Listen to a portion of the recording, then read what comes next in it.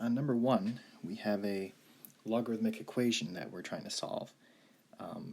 My first step is going to be to actually combine a lot of these logarithms, because if you see this plus sign here and this plus sign here, then these indicate that we can use the product rule.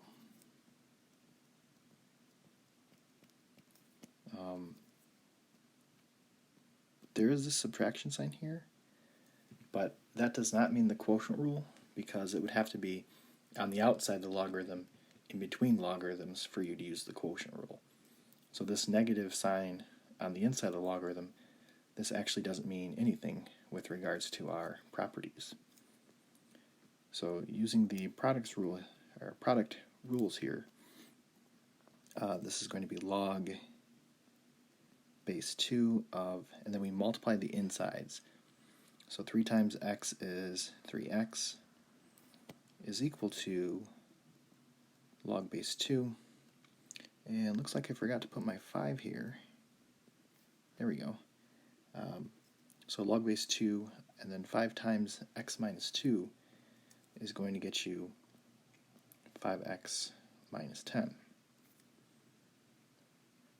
So then when we have this situation where everything is on the inside of logarithms of the same base, so let me write that here.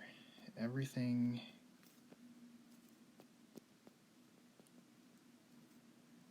is on the inside of logarithms of the same base.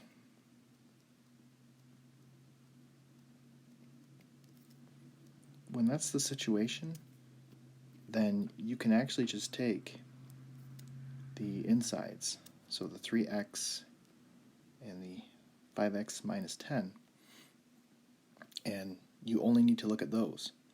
So my new question is 3x is equal to 5x minus 10.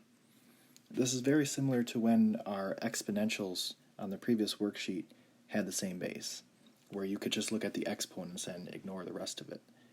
So if I subtract 5x from both sides, I get negative 2x is equal to negative 10, and then divide both sides by negative 2, and x is equal to positive 5.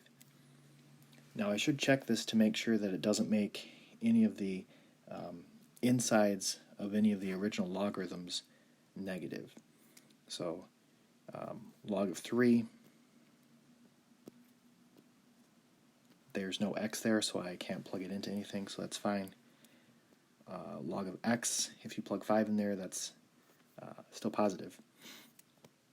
Log of 5, there's nothing to plug in. And then log of x minus 2. 5 minus 2 is 3. 3 is still positive, so I'm okay there. So that'll be our final answer.